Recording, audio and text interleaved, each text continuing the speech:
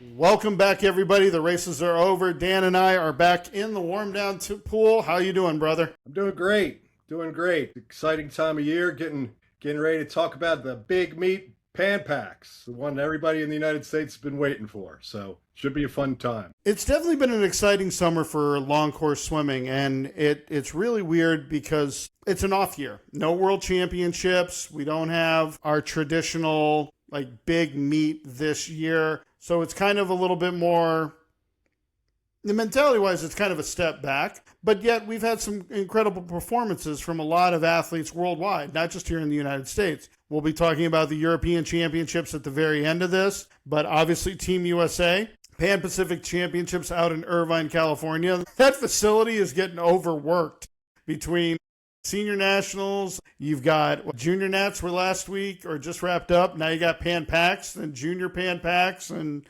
yeah, it's all over the place in Irvine. It's definitely a hot spot for swimming in our community. But the big one that we've been looking for, the Pan Pacific Championships, for people who don't know, this is actually limited to those along the Pacific Rim. So you're going to see China, Japan, Australia, the United States. Any of the countries along the Pacific Rim are eligible, New Zealand.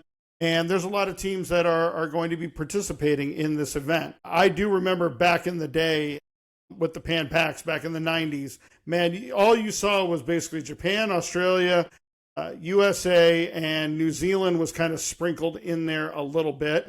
It really was not a major event, if you will. So I think now that you're seeing the growth in the sport with countries investing in it, you're starting to see a little bit more of an impact on this race. And it's coinciding with the European Championships going on in Paris. So just looking at the teams right now, you've got Canada, Australia, Argentina, let's see, Mexico, Japan. I feel like I'm doing the Brazil. I feel like I'm doing a song from the not Tiny Toons, good grief, the Animaniacs, where they started naming off Canada, Mexico, Panama. Like, I'm just rattling them all off right there. But I mean, it's definitely turned into a bigger event for the swimming world, and it gives us an opportunity to showcase a lot of great talent. But we're missing some people from this meet, most notably Australia having quite a few of their top stars who are not participating. Yeah, Kaylee McEwen, world record holder in the backstrokes, will not be participating. That's a big loss. Cam McElvoy, the sprint king, will not be in there. Kyle Chalmers, one of the most lethal relay swimmers as well as individual, but man, that guy's a killer on relays. He's not participating. Those are some of the big ones. Josh Liendo is not in there. Everybody knows him from the University of Florida and his escapades in the NC2As. So we are missing some folks. Majority of the folks, though, that qualified for the U.S. team are competing, and some of the races, it's just very, very stacked and very deep on the USA side, and it makes it tricky because only two can make the final per country. That's the limit. So you might have the third fastest time by a good bit, and you'll be in the consolation heat.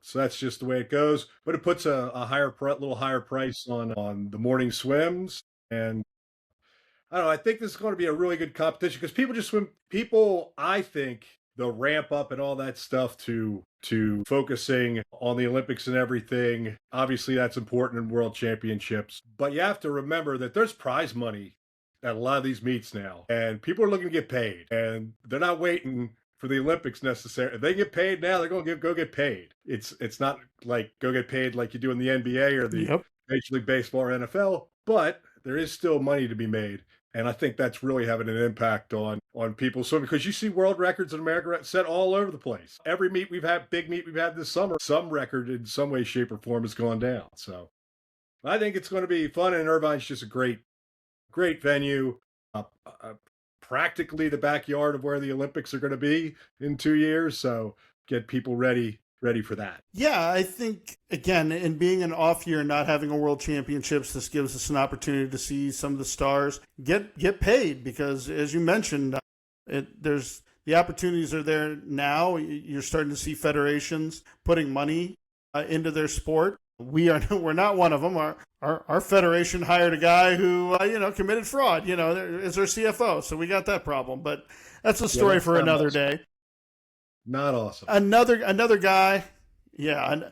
Another swimmer who will not be participating. Well, two more actually. Molly O'Callaghan from Australia, the Olympic gold medalist, will not be participating. She's been dealing with a back injury, stress fracture there. And then we've beaten this horse to death, but let's just give it one more kick. The American record holder in the women's 100 freestyle, Anna Mosch, will not be participating because Team USA has dumb qualification rules. So, but you and I have had our fair share of comments on that, so we're just gonna move on. We're just gonna pass through, and then one other swimmer, Caleb Dressel, Tomoru Honda from Japan, the Olympic silver medalist, will not be participating as well. So yeah, but it's still gonna have a lot of talent in it. And kicking the meet off right off the bat, we've got some exciting races. Excuse me.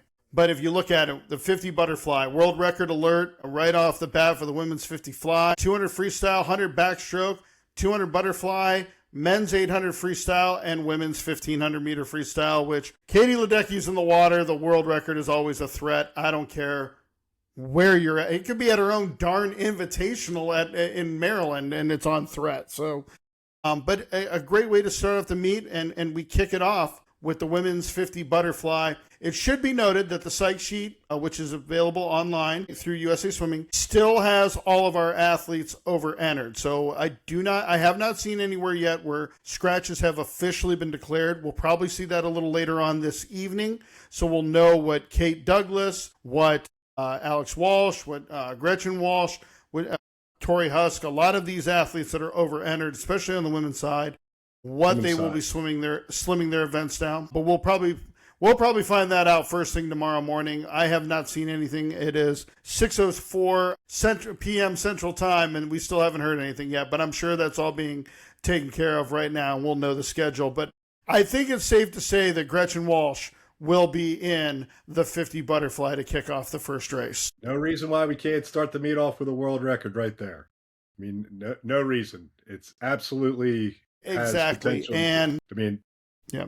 And if you look at the athletes who are in the race right now, go ahead. Yeah, if you look at the seedings in it, I believe there's just over 20 athletes. So Gretchen Walsh is your top seed with a near world record time, which Sarah Soystrom will be competing tomorrow, probably about the same, like just before that in the 50 butterfly at the European Championships. So if Gretchen needed any more motivation, yep, the queen of sprint herself will be in the water ahead. But Gretchen Walsh is your top seed in the event. Kate Douglas sitting as the second seed.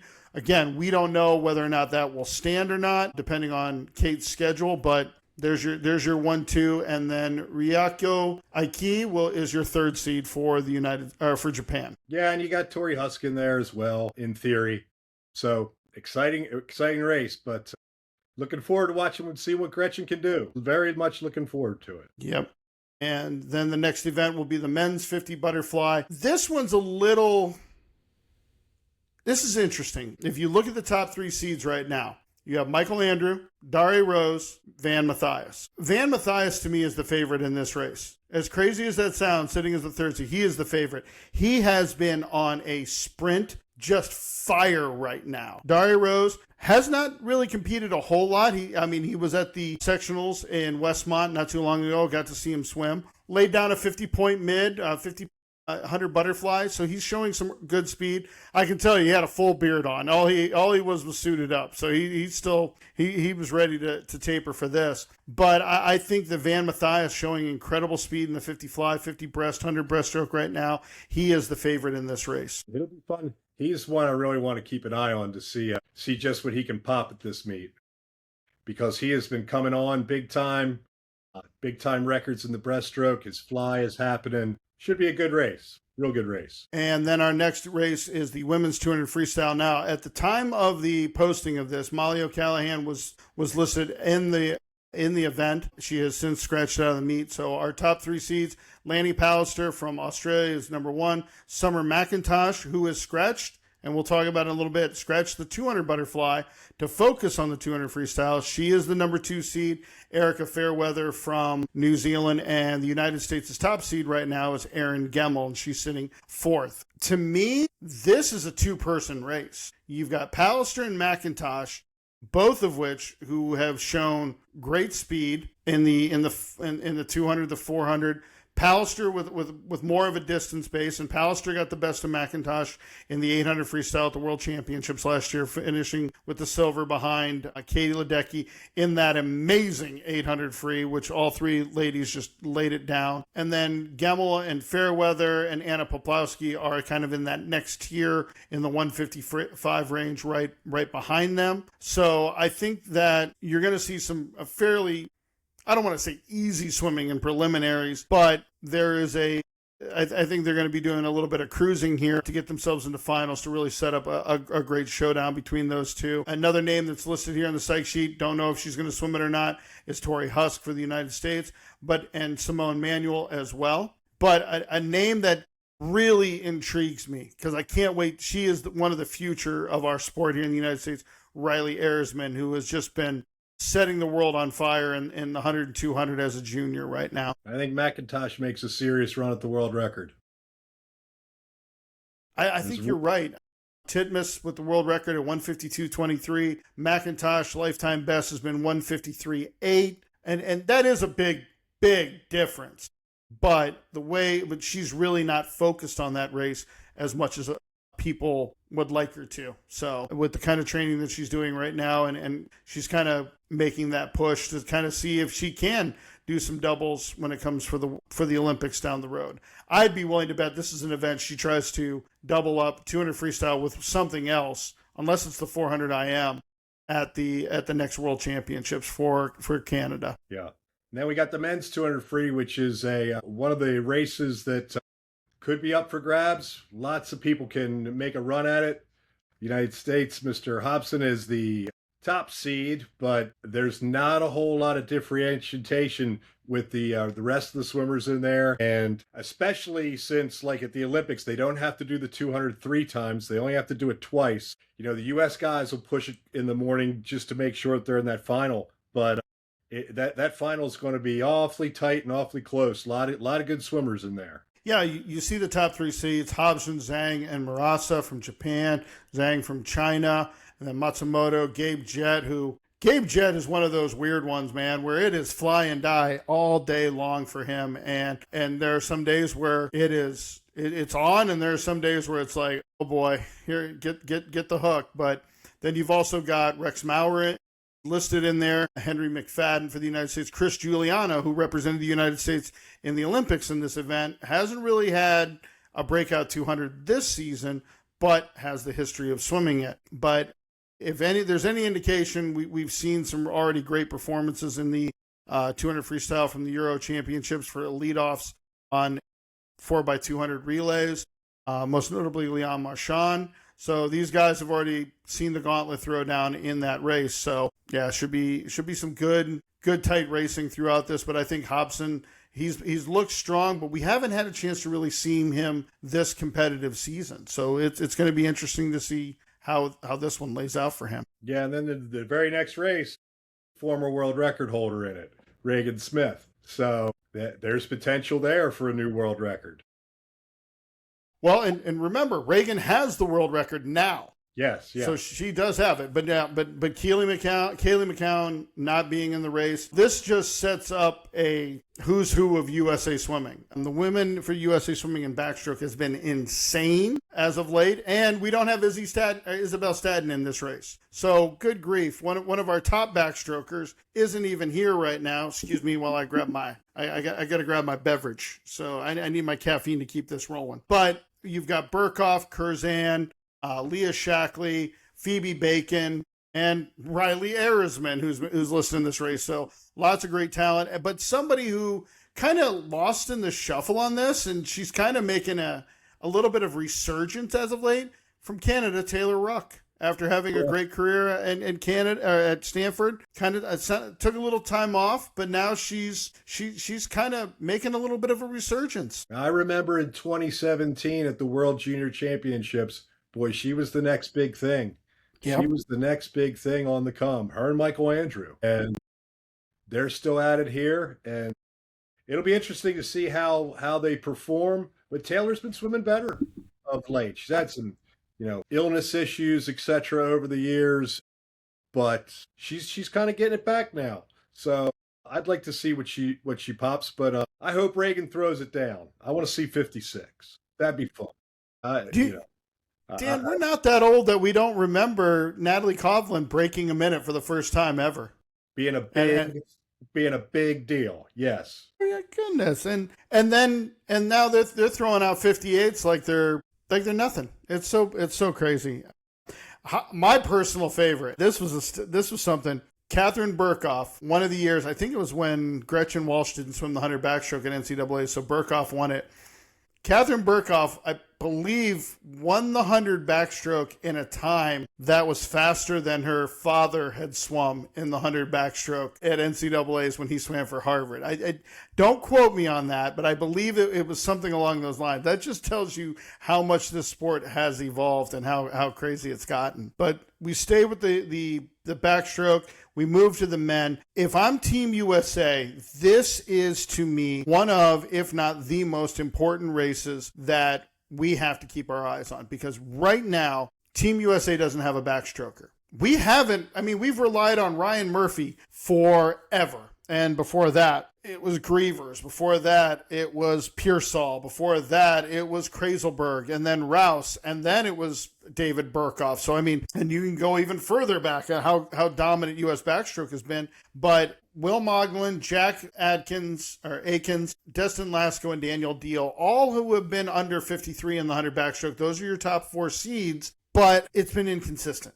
And as we saw at U.S. Nationals, the 100 backstroke was not a particularly dominant event. So, yeah, I think this is a very important event for Team USA. It's prime for the picking for somebody to step up.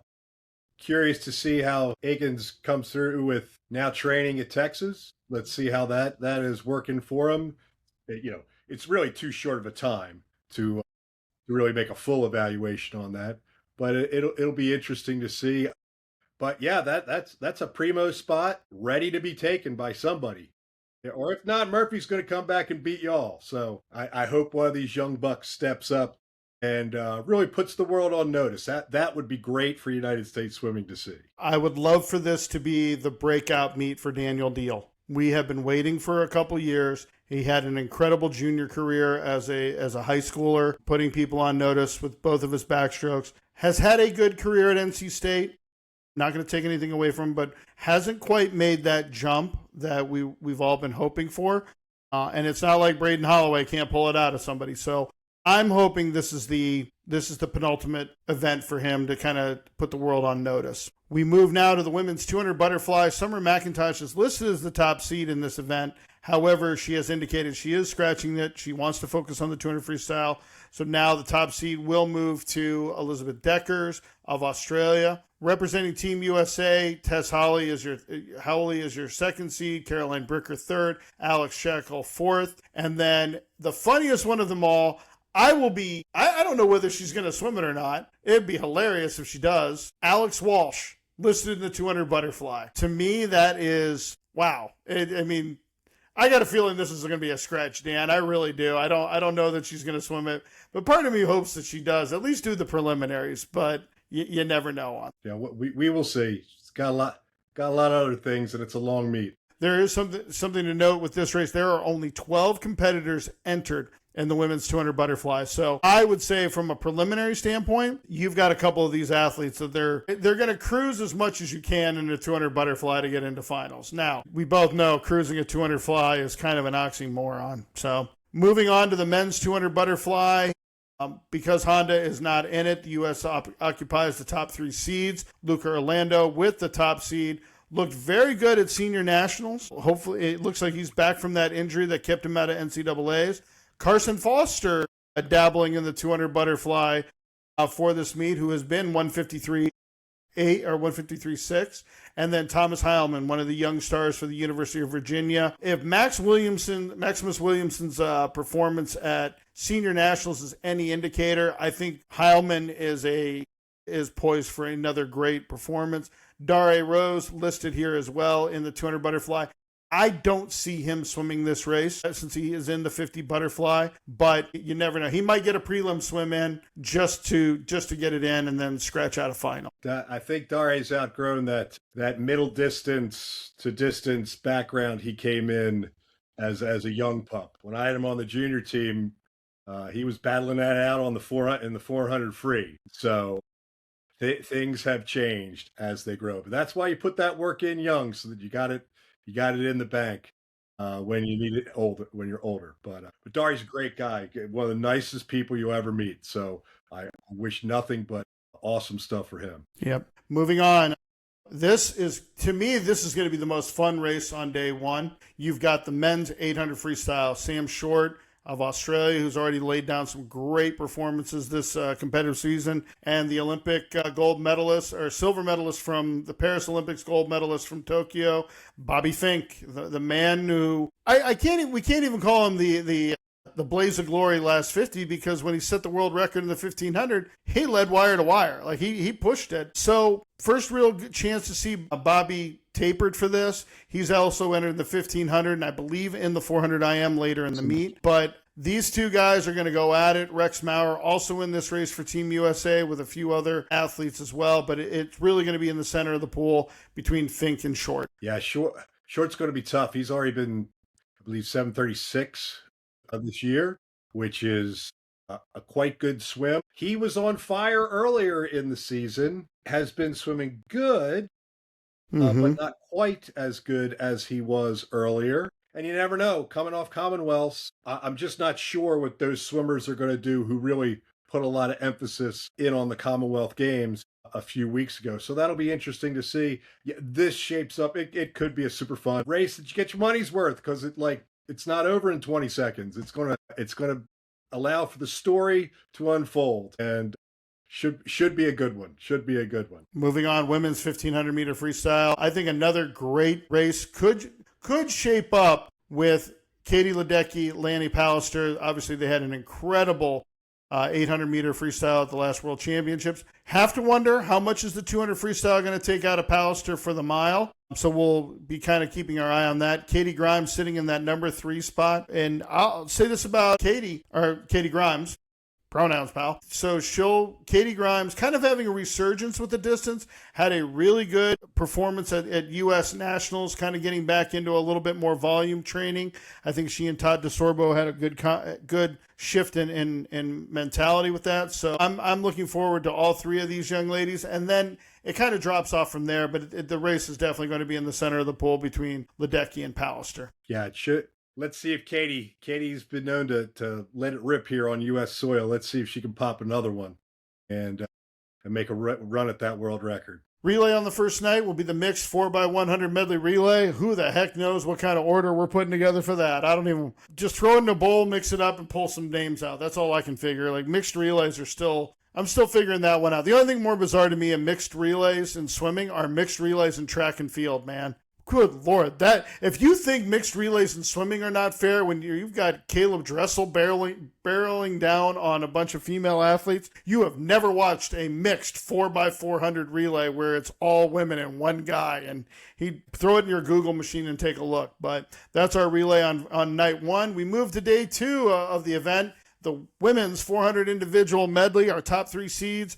The world record holder, Summer McIntosh, Katie Grimes sitting in that second spot. Jenna Forrester from Australia is third. And the Olympian for the Team USA, Emma Weyant, will be the 4th seed. Again, McIntosh is the only one seeded under 430 in the 400 IM. Right now, Katie Grimes I really think she's got a shot at Katie Hoff's American record. I think she looks that good. She looked comfortable, and it's probably the best her breaststroke has ever looked, was what I saw at U.S. Nationals. It was definitely better. And that's been her and many a great swimmer's Achilles heel in the 400 IM, the breaststroke, because there's no pullouts to save you in the big pool. But it'll be exciting to see what Summer can do. Again, in a perfect world, there's another world record in peril. Mm-hmm. And it'll be great to see what the Americans can do and who can step up and because I believe Alex Walsh declared that she was focusing on this for LA. So there's another absolute player involved in this. And it's not going to be that race. This is going to be for the faint of heart, just with the Americans, to see who's going to be able to pop a time that gets you in the final and perhaps sniffing Katie Hoff's record. You've got Alex Walsh in this. Also, Leah Hayes is also in this race. Leah, who's represented Team USA on the world stage in many incarnations. So, yeah, but this is definitely McIntosh's race, and everybody's swimming for second. There's just that much of a disparity. We move to the men's 400 IM, and this should be a fun one. Yeah, this one's going to be interesting because it's not that big of a range between 1 through 6. Carson Foster, your top seed. Matsushita, I don't even want to try to pronounce his first name. I don't want to embarrass myself, is your second seed out of Japan. Bobby Fink sitting the third seed. I think he's got a decent freestyle. I think he'll close it all right. And then you've got a few others. You've got Nishikawa, Claire Burt from New Zealand, and Kujima from Japan, sitting all in that 508 or better range.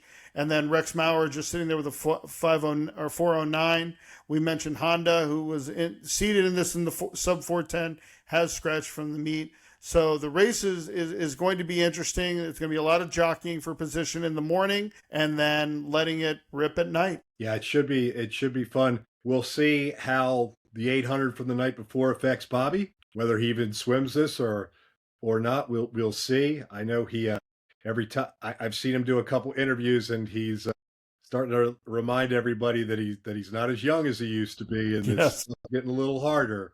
He doesn't quite recover as quick. So the positioning at this particular competition, we'll see how it goes for him. But you better have a lead, right, going into that freestyle, or you're cooked. Mm-hmm. But I'd love to see Carson really put one together. Again, one of the better humans in our sport.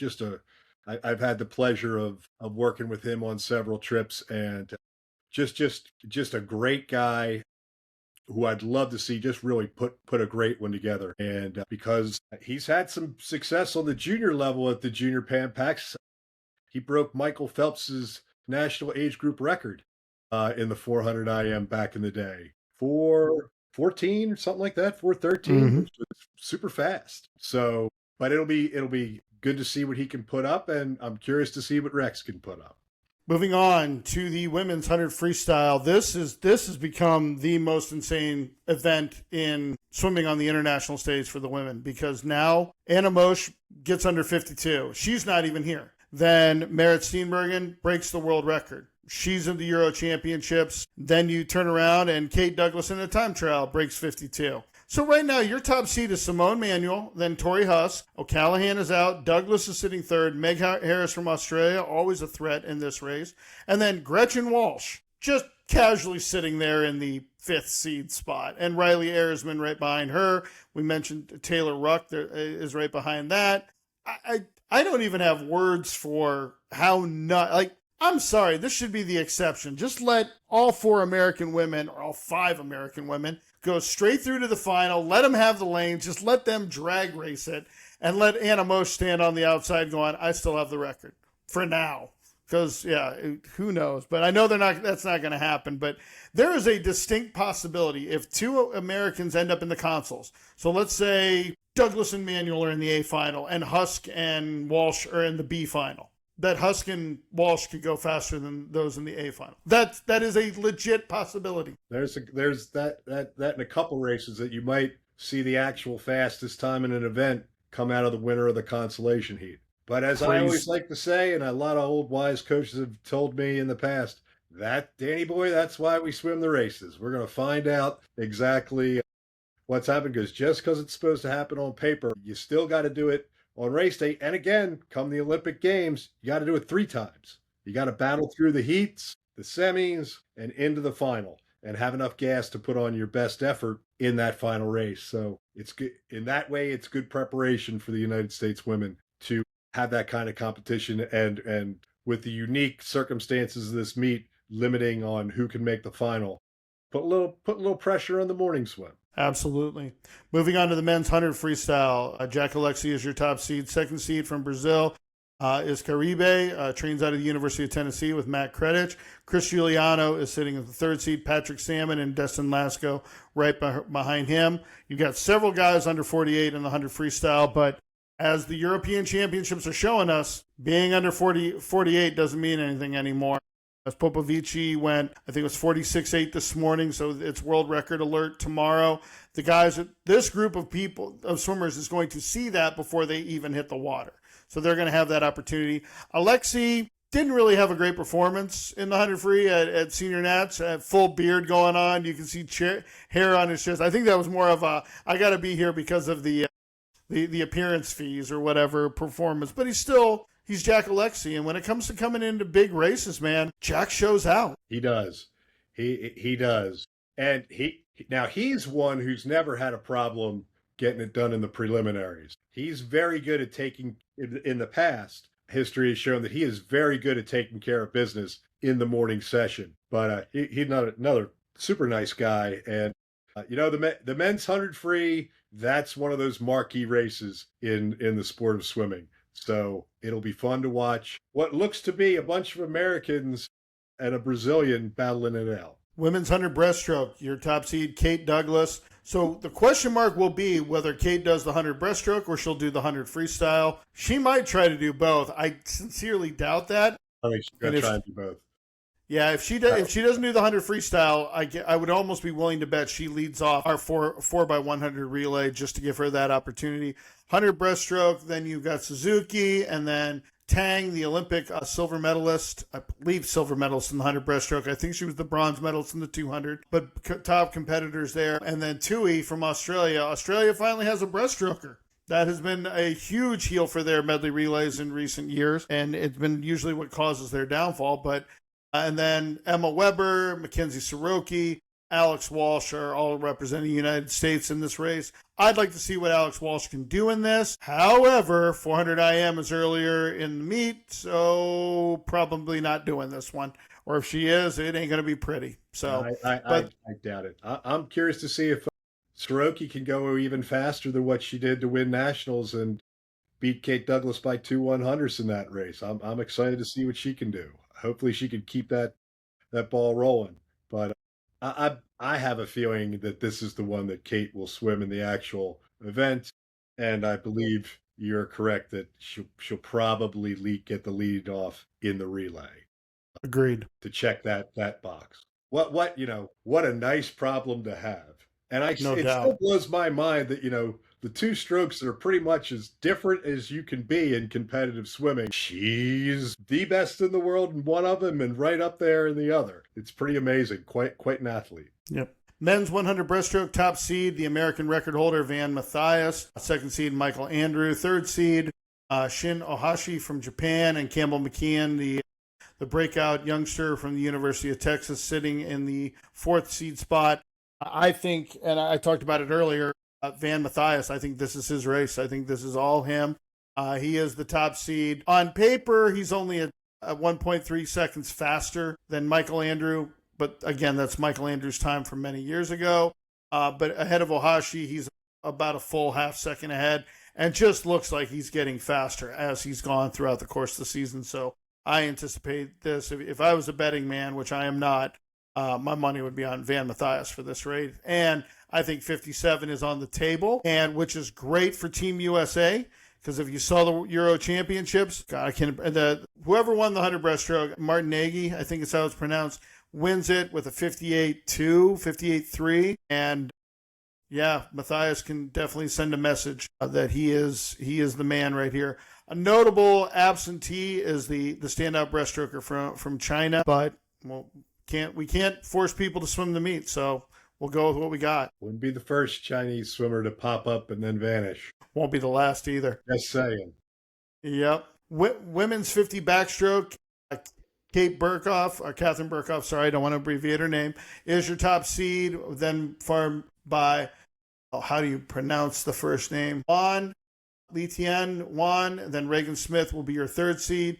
Claire Curzan fourth, Leah Shackley fifth. Again, an onslaught of backstrokers from Team USA in this race, just as much as every other race that they do at this point. Can Catherine get that world record? I mean, What's she like 11/100ths off, something like that? Yeah, I'm not even. Oh, you're right, 11/100ths because it's 26.86 for Kaylee McCowan. Let's So go. yeah, Let's get another one. Let's world records galore at this meet. Let's have it happen. absolutely send a message. Men's 50 backstroke, kind of a weak race, if you will. Team USA won two. I would say so. Shane Casas, your top seed in the 100 backstroke. Quentin McCarty, number 2, just competed at Senior Nationals. Michael Andrew, 3.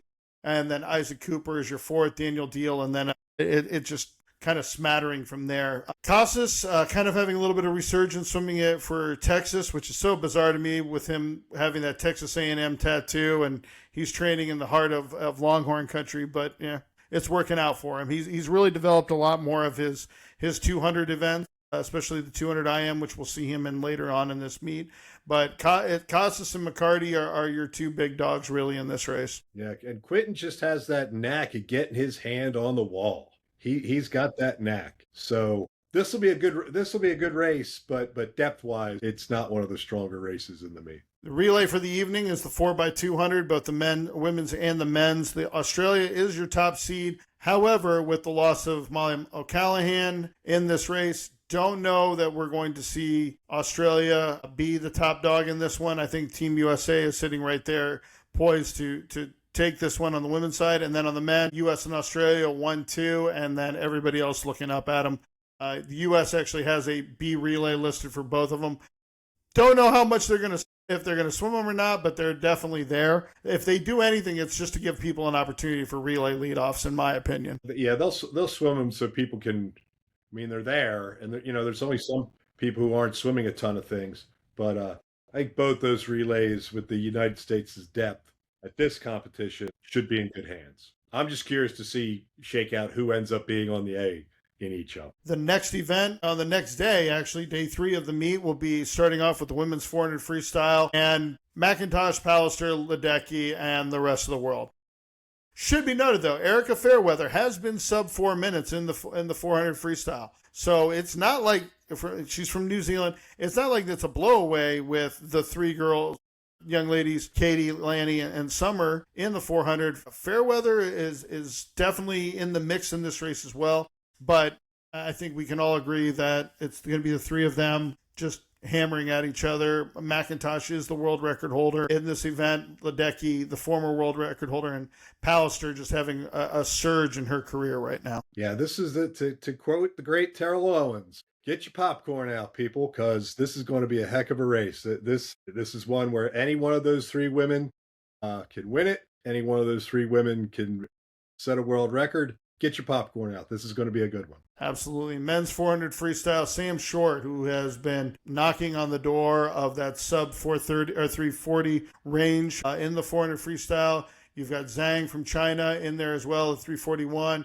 Costa from Brazil, 342. And then Rex Maurer sitting 4th right now for 343. Down the list here, Luke Hobson entered in with a 435. I think this is an event Luke is still trying to learn how to do. He had a great career doing it in yards, but the 400-meter freestyle is a different animal altogether, and tactically swimming. Elijah Winnington from Australia in this race as well. But this is going to be, my opinion, you don't go sub 345, you're not making the A final. That's how tight this whole range is with guys, and I think it's going to take a 344 or better to secure you a top 8 finish. It'll be interesting to see. Sometimes the 400 free in the morning can get a little muddled like track likes to do, where they all just kind of look at each other, and then the mad sprint home. And sometimes it affects the times in the morning. But we'll see if somebody's ready to go out there and just take the bull by the horns and make a statement in the morning. Agreed. Moving on, the women's 100 butterfly, it's Gretchen Walsh's world, and we're just all spectators in this one. Your second seed is Tori Huss, the Olympic gold medalist in this event, but Tori is seated 1.2 seconds behind Gretchen Walsh. That is insane to me. Ike is your 3rd seed. Perkins from Australia, the 4th seed. Claire Curzan sitting 5th. Again, this is Gretchen Walsh in the 100 butterfly. The world record is on alert. A couple years ago, if somebody told me that there would be a female butterfly that could go 53 in the 100 fly, I would have laughed at you. and now I'm just waiting for it to happen. Yeah. That's how I really, really feel. Takeout speed, never Gretchen's problem. She's starting to figure out closing speed. She's starting to get more comfortable racing long course. It's everything we all hoped was going to happen when she made the transition to long course focus after college, and it's starting to gel. Yeah, she's still able to maximize the underwaters as much as she can in the long pool. And what I've been really impressed with is just her timing of setting up her finishes. She's at such an advantage with that wingspan that she's got. And if she hits the wall on a full extension, that's a huge edge. And she's been doing a really good job at that. That is one critical piece. Because, if she eats the wall in the finish, that's a lot of time lost. So I'm hopeful that she can continue to execute those details and those fundamentals and really punch that finish. And again, she does that, we might see another world record. Yeah, I think one of the things that she's been doing a very good job of in her racing is that she's been making the adjustments to her walls a little earlier in the race. She knows her stroke count, she knows her kick count, she knows how to get herself into position, but I think she's making those adjustments just a little bit sooner to allow herself an opportunity to finish on a full stroke. And we obviously know how important that is for an event like butterfly, for an event like breaststroke. You don't want to go in long, you don't want to eat the wall. She's starting to make those adjustments a little more consistently, and I think that has been hugely beneficial for her progress in the race. Moving on to the men's 100 butterfly, Shane Costas, your top seed, kind of dabbling in that 100 fly range. This is another race. Team USA is trying to figure out who is going to be our butterflyer in 2028. Caleb Dressel still not going away. Daria Rose is your second seed, 50.46. And then Matthew Temple from Australia with Thomas Heimland sitting fourth with 50.7. Again, another tight race. Luca Orlando also in this as well. He's been 51.3. Obviously more of a threat in the 200 fly, but he has shown speed in the past, especially short course. So this should be a fun race all the way around for the United States as well as for Australia, as they have two seated in the top 5 right now. Yeah, I think a lot of 50-point mid to lows in this. So let's see if anybody can bust through into that tax bracket of the 49s. Matthew Temple had a real good swim at the Commonwealths, but I think he thought he was going to win, and he did not win. So I wonder if he's coming in here with a little bit of a chip on his shoulder. But we will see. The United States, this is another one where the United States folks are going to have to lay it out in the morning to make sure that they're in the final. There's just no other way around it. With the scratch of Kaylee McCown, the world record holder in women's 200 backstroke, now we showcase the top 9 swimmers. And I'm saying 9 because Reagan Smith, your top seed, Phoebe Bacon, second, Claire Curzan third, Leah Shackley fourth, Zhui Peng from China is fifth, Riley Erisman sixth, Anna Poplawski seventh, Iona Anderson eighth, and Tess Howley ninth. So, not only 7 of the top 9 are Team USA, and again, the deepest race we have, and Statton's not even here. So Riley Smith, the former world record holder in this race, who's only 0.1 or 0.21 off of McCown's world record set in 2023. Again, this is just going to be beat up and see who ends up in the final, because it really could go any direction. I'm excited to watch this race. I hope Reagan really busts one out. I think this is her race to really dominate and make a statement. Next, the men's 200 backstroke. Your top swimmer is Jack Akins, and then Keaton Jones for Team USA. Keaton is trying to have a little bit of a resurgence after a down year last year. Blake Tierney from Canada, your third seed. Daniel Deal sitting in the 4th spot. He's the youngest one of the crew here. Weak event in terms of times wise, not just from the USA. There's barely anybody in it. Exactly. So a name to kind of keep your eye on in this race, and he's down the list here, Will Moglen, the top seed in the men's 100 backstroke. Will is seated with a 158.2 right now. So, again, somebody that could make some noise, could sneak in. Destin Lasco, we know his career from a short course aspect. Still has not really had a breakout 200 backstroke long course, so who knows? Could be on alert with those two guys, and to see if Keaton Jones can regain some long course form here. Yeah, looking for one of those Americans to really take that leap forward. Event for the United States that not a lot of depth in right now with the retirement of Lily King, the women's 50 breaststroke. Xian Teng is the top seed from China, Soroki number 3, Suzuki from Japan 3rd, and Angus from Canada, Sophie Angus sitting at the 4th seed. Skylar Smith, Emma Weber, Alex Walsh also representing Team USA in this race. With the 50s of stroke being added to this, not seeing Kate Douglas in here, not really a surprise yet, but with this being an event at the Olympics, the U.S. needs to have somebody really step up, and I think Soroki kind of cemented that a little bit at Nationals a couple weeks ago. So it'll be interesting to see how it translates here for Team USA in this particular race. Yeah, I agree. Soroki's the one to watch. You know, you can only swim so many races, right? You know, we could throw Kate Douglas in just about anything, and she'd be right up there. But you can only swim so many races. Keep an eye on Skylar Smith. She's been pretty continually on the come for a couple years now, and this is a big time competition for him, or excuse me, for her. So hopefully she can really let one rip and pop one and kind of break on through. Men's 50 breaststroke, Van Mathias, we've talked at length about his change in his training as of late and the speed that he's laid down, especially in the breaststroke events, is your top seed. Michael Hooley from South Africa sitting 2nd, trained at the University of Tennessee, again with Coach Matt Credich. Michael Andrews sitting with the 3rd seed, and then Samuel Williamson of Australia, the elder statesman of the group, being from 1997, but not the oldest, if I'm reading this right. You are. João Gomes from Brazil, 1986. My 86. Goodness. Yeah. Breaststrokers are born. They're not made. They really are. That's not a typo. Good grief. I was 12 when that guy was born. God, that just tells you how old I am. I think this is Mathias and Hooley. Hooley went nuts at Commonwealth Games, sprinting out the first 50 just to see takeout speed for the 50 breaststroke. So I think he and Mathias are really going to let it rip in this race.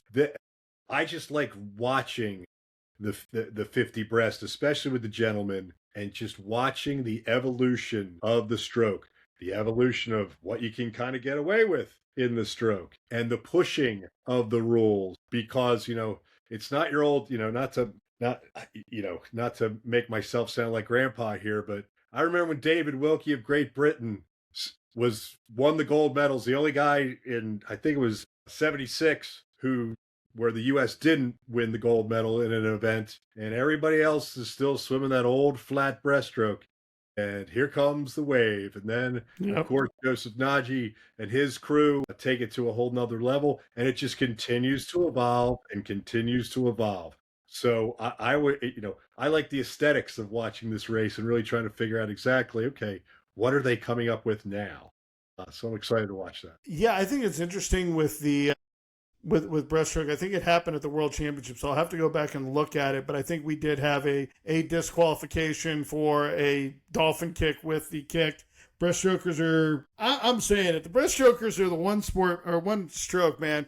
You give them an inch, man, they're taking a mile. They don't care. They're going to go after it. And was it Cam Vanderberg from South Africa was really the first one that really started to push that line and make it iffy when it came to the undulation under the water. Well, Kitajima also, he's the main reason why we have that dolphin kick on the pullout, because he was doing it anyway. Yes, he Good was. grief. So, closing out the evening, the women's 4x100 freestyle relay. Team USA should run away with this with the depth that they have for the women right now. They are the top seed. Team USA on the men's side is the 2nd seed behind Australia. I don't know how much I put into that Australia time, because I think Kyle Chalmers was on that seed time, so I don't know. Not having Chalmers at this meet makes it a little more challenging for Australia, but they will always show out. They'll always put out a great performance in, so it should be a lot of fun to watch the racing here. And then we move in. Cam McElvoy has announced that he's delving into the world of the 100. He's beginning 100 free training, so watch out, world. He's going back to the 100. That's the thing that I think I have the bigger problem with. Like that, he's a 144 200 freestyler. He was a 100 freestyler. He just really wanted that 50 free world record. So and he got it. Now, women's 200 IM. This one's the fun one for me. You've got Summer McIntosh the world record holder. You've got Kate Douglas, the jack of all trades, IMer, Yitiang Yu from China, also having some great swims. And then Alex Walsh is your number 4 seed. Tori Huss sitting at 5th, Reagan Smith sitting 6th. So it's a very deep 200 IM race. I think if Douglas has a lead after the freestyle, and it's possible because her breast, she can hang with with McIntosh's fly. People underestimate how good her fly is. Both of them not known as great backstrokers. They both have good breaststrokers. Kate is actually better by giving her 200. If Kate's got a lead in the freestyle, it doesn't mean that she's guaranteed to win because we know how tough Summer McIntosh is in the middle distance freestyle events. But this should be another world record is on notice. Well, and does she even swim it? Because the next events are the 50 free, which she's the former world record holder in. Right. And, she's kind of head and heels above the world in the 200 breast. Does she go for the world record in that? Mm-hmm. Again, new world problems, right, for Kate Douglas on which events to swim, depending on how they fall at the particular competition she's at. So it'll be interesting to see if she even swims it. But because as we progress, well, let's talk about the guys 200 IM. Men's 200 IM, Shane Casas, who's had he put a challenge to Ryan Lotke's American record, former world record in that race. It's been 154.3. It's been an inconsistent event for Shane. Sometimes you don't know what you're getting. Then Matsushita from Japan sitting over almost a second and a half behind Casas. Carson Foster behind it, sitting 3rd. For me, this race is just too short for Carson. He needs the 400 IM. I think if Shane Casas is on fire this meet, this is his race all the way from start to finish. I think so too. He'll be winning after the fly. That's you don't have to worry about that. Fly and backstroke, you got no issues with Casas. There's no question on that. Can he close the back half of it? We move on to the women's 50 freestyle, and who the heck knows who's swimming what right now? Gretchen Walsh, the world record holder. Kate Douglas, the former world record holder. Simone Manuel, former American record holder. Tori Husk is one of the top 10 all time in the 50 freestyle. Then the first non-American, Meg Harris from Australia, consistently has been in the 24 low range. She's been swimming incredibly well. And then Claire Curzan, the world junior record holder in the 50 freestyle. Hasn't really shown much lately in the 50 free, but again, you never know what's going to happen at this meet. And she's one of Todd DeSorbo's UVA girls right now. So I don't know. I think that if Kate decides to swim this race, if she decides to swim the 200 IM, she's not swimming this. Hands down. That's not happening. Yes. And because she's got the 200 breaststroke next. If she decides to swim this, we know she's not in the IM. Man, Gretchen versus Kate, teammate versus teammate, training partner versus training partner. But I'm going to give it to Gretchen Walsh because I've loved her consistency so far in this race. She's really coming to her own as a sprint superstar. Yeah, and a lot will depend too, this being on the last day of the meet, how the meet's going, where people are, how are they feeling. But yeah, there's certainly some studs in this heat, in this event. Moving on to the men's 50 freestyle, your top seed, Jack Alexi. 21-3. This race is in general kind of slow for the 50 freestyle. It is not, again, it doesn't have the same pop that you would expect it to have. We don't have our notable names like a Caleb Dressel in this. But again, a name that I'm going to put it out there because he's just been on fire in anything's 50, Van Mathias, who's been 21-62. He might pop at 21-1. You never know. Just the way he's been swimming as of late, and especially if he's having some strong performances in his other races in the 50 fly, 50 breast, and 100 breast, you never know what could happen with him. Yeah, this will be interesting, and it is, for the most testosterone-driven event in our sport, the men's 50 free. It's a relative thing, but there are faster times out there than what people have gone so far. Could all change after the competition, though. So that's why we swim the race. Absolutely. Women's 200 breaststrokes is up next. Kate Douglas, the Olympic gold medalist, the American record holder, 2 seconds ahead of Suzuki, who's your second seed, and 4 seconds ahead, or just about 4 seconds ahead of the third seed, Alex Walsh. Kate's race, it's really up to her if she wants to swim it or not. If she doesn't want to swim it, that's fine, but I have a hard time believing that she's not going to try to make a run at the world record in this race. Same. I got to believe that I'm not sure about the other two on this night, but I got to believe she's going to be doing the 200 breast. Men's 200 breaststroke, Ohashi is your top seed. Watanabe, second seed from Japan. And Fukasawa, so Japan occupying the top 3 seeds. AJ Pouch is your top seed for Team USA. Indiana breaststroker, can't count those out. They swam incredibly well. Josh Bay laying down a 207 at Nationals just 2 weeks ago. Josh Matheny right behind Pouch is one of the other Americans. Campbell McKeon, again, the youngster out of the University of Texas, hasn't really shown as much long course in this race, so this could be a breakout opportunity for him. But Japan, always strong in the breaststroke events. I don't know what it is with that country. They always seem to have elite-level breaststrokers, both men and women. So I think this could be a sweep of the podium for the Land of the Rising Sun. Yeah, this could be the one where we don't have anybody on the podium, and it could easily, our two fastest one, they swam 2 weeks ago in Irvine. Yep. Yeah, that could the men's 1,500 meter freestyle, on paper, it does not look nearly as close as it is. You've got Sam Short from Australia, seeded with a 14:42, and then the world record holder, Bobby Fink, seeded with a 14:30. I don't buy that. I don't buy that it's a 12-second difference. I think we're going to get a lot more information on day one with the men's 800 between how this one's going to go between the two of them. But it is really, I'm going to say it's incredibly disturbing for the United States that it's Bobby Fink is the only one seated right now in the top 8.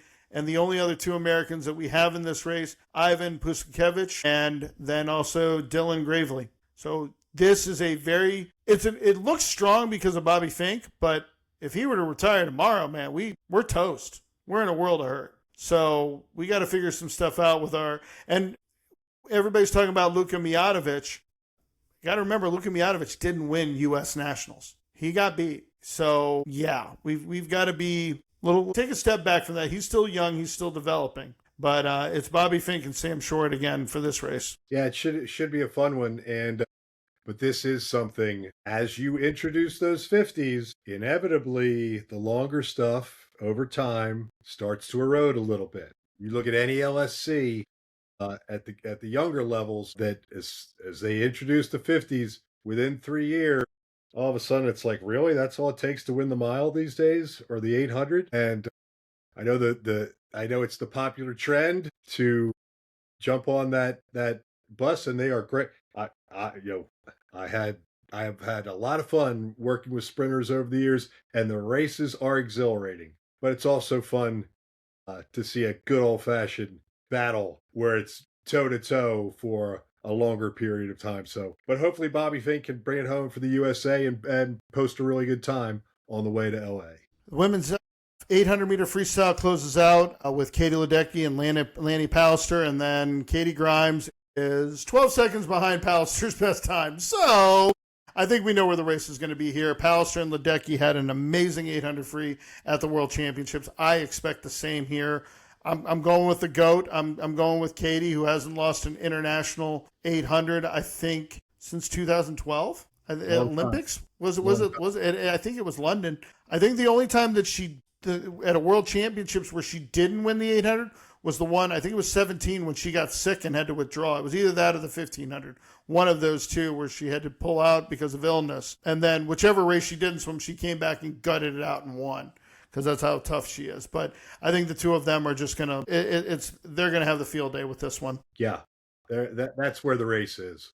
That's where the race is. And hopefully they can push each other to something great. Yep. Women's 4x100 medley, men's 4x100 medley relays close out the meet. Team USA top seeds in both races. It just depends on who's going to be on what. I think the women's 4x100 medley relay is on world record alert, because you have Kate Douglas, you have Gretchen Walsh, you have Reagan Smith, and then pick somebody to be the anchor of that relay. Throw a tomato can on there. You got a bunch of American and world record holders ready to roll, ready to put them together. I agree that the world record is on alert. Absolutely. We'll see. Last one, fast one, right? Absolutely. Men's race, I think, will be a little bit tighter with Australia and Canada. Again, U.S., so many question marks in the fly and backstroke parts of the race. But overall, I think depth plays a huge role in this. So from there, I think we close out the Pan Pacific Championships. So, Dan, give me the race that you are the most excited for right now when it comes to the Pan Pacifics. Ooh, that's a good question. That's a good question. I'm excited to see what Gretchen can do in the flies. You know, we went through a bunch of races where, you know, world records are going to be on alert. I hope Bobby Fink has his A game and we get a ripping brawl of an 800. I hope, I would like to see that. I'd really like to see that. For me, it's not so much the race I want to see, it's the competitor. I'm watching Van Mathias. Like that's what I'm most excited for. I want to see, if you make me pick a race, 100 breaststroke. I want to see an American go 57. I think we're long overdue. He could easily be the talk of the meet on the men's side after this. You're spot on with that. I think if he locks down, let's say he goes sub 26 in the 50 breaststroke, which Petey is the only one, if I'm not mistaken, has done that. If he goes sub 57 or goes sub 58 in the 100 breast, he goes 22 low in the 50 fly and 21 low in the 50 freestyle. I think there's a lot of coaches that are out there right now that are going to be starting to ask questions from a training standpoint. And Power every day. I had a really good conversation today with a guy who I have a lot of respect for, was a track coach for many, many, many years, had just an incredible career coaching club in track and field, but also coaching collegiately at the Division II level, had a lot of success. And we were talking about training. And one of the things that he mentioned to me, he said, I know your sport. I know your sport because the comparisons that it draws with swimming, with track and field, often, especially the track side of things. The one thing I've never understood about your sport as a mentality is why do you guys not race more? And I thought about it. I mean, if you look at the elite level track and field athletes, they're racing more and more. And Greg Meehan brought that up in his podcast interview with Katie Hoff. The podium swimmers are racing more. We have to change the mentality of, we're not training to train, we're training to race. And how do you train to race? You actually go race. And I think you're starting to see more college coaches try to increase the number of dual meets they're doing to increase their racing opportunity. I haven't gone there yet. I got stuck with my schedule, so I can't really make any adjustments just yet. But I think that he brought up a great point too, is like swimming is just now opening their eyes to what track and field woke up to about 30 to 40 years ago. And he's right. He's very accurate in that. And Van Mathias is a great example of that. Some people will try to point to Michael Andrew. USRPT is a little bit different in the mentality. They don't lift at all, whereas Van's like, get me in the weight room. Salo was always a proponent of adding density and adding muscle mass with his philosophy. He was a lot more sprint-based, I guess is the way you could call it. But this movement towards power, this movement towards what Cam McAvoy is doing on his level, I think this is going to start the next evolution of our coaching and our training. I only caution coaches, like, this is for adults. Like, we don't need 8 and unders thinking about this. 8 and unders need to learn technique. They need to learn fundamentals. They don't need to learn how to sprint and just be wild men. But definitely don't want him in the weight room. But I think Mathias's 100 breaststroke is the race I'm really looking for here. Yeah, I think as the sport evolves, it goes more from, you're really starting to see a clear delineation of 100 and under, and not many of those folks are doing the 200 as well. It's almost like the 200 has become its own little niche, and then the 400/500 has become its own little niche, and then you've got the 8 and the mile. They're all such radically different events. To be great at them, you have to do radically different things. You've got to draw bits and pieces from all those disciplines, but some of them just aren't very important, And I think people are starting to figure that out. That was the cool thing about being a high school coach that I loved. It was that, I had a lot of really good 500 swimmers, and why they were so good and what really changed the way I trained them was that I needed them for the sprint relay as well. because in general, they're one of the 4 best freestylers on the team. So they were going under 420, which is good for a high schooler. They still had to turn around and be 20-point low for us to be competitive on the 200 free relay. And so juggling those two, all of a sudden, wow, it made it easier for them to go out in a speed that they could break 420. And that was like, this is how this works. Kind of have, as you go along the sport, you have epiphanies, right? And as a coach, at least I always did. And every so often be like, this is what's important. We got to really focus on this. But, 5 years from now, it'll be completely different as well. And, all of a sudden, and if we'll be fired up if Van goes 57 at this meet, 5 years from now, it could easily be, 57, that's all right. But there's 6 other dudes in the pool that can do that. It's the sport's not going to get any slower as technology and information continue to evolve and to continue to be more available to more coaches. Agreed. And I think there's a lot of data coming out, especially recovery, strength and conditioning. These are all things that I think that are starting to become more common for coaches to start implementing. I think we've hit a point in our sport where it's not so much what you do in the water, it's what everything that is done around the water that you can implement to help strengthen, if you will, and obviously right there with everything, strengthen your foothold in the sport. I think not that there's not things in the water we can't do differently. You and I have talked at length on air and off about how we can improve on the training aspect, but I think it's everything that sits around it is more with strength and conditioning, nutrition, with recovery, with how people are with just everything that we used to consider kind of luxuries are taking more of a forefront to the point where even the training aspect is kind of secondary. I mean, it's everything leading up into the training that has the bigger impact. Yep. But it's going to be fun to watch how all the training and everything that gets put in to watch this meet, compare it to Europeans, and it'll be a lot of fun to see. To set the table for 2 years from now in LA. Yep. European Championships going on right now. We're just going to briefly go through some things. One of probably the 2 biggest notable races that came out of this meet. Marit Steenbergen, 51.900 freestyle championship record. Just a little off the world record she set not too long ago, but still throwing down an incredible sub-52 performance, winning the race by almost a full second over her fellow countryman Van Wyk. And just destroying people in the 100 freestyle, destroying people not named Anna Mosch. We'll just leave it at that. And obviously we'll see how things play out with Pan Pax. Martineghi from Italy, 58.500. We're on day 2 of Euro Championships, by the way. 58.5 in the 100 breaststroke to take the win. One that's kind of notable in here, Adam Peaty finishing 5th, 59. It's been documented that the struggles that he's gone through in recent years, the fact that he made a championship final, and I think he performed well at Commonwealth Games.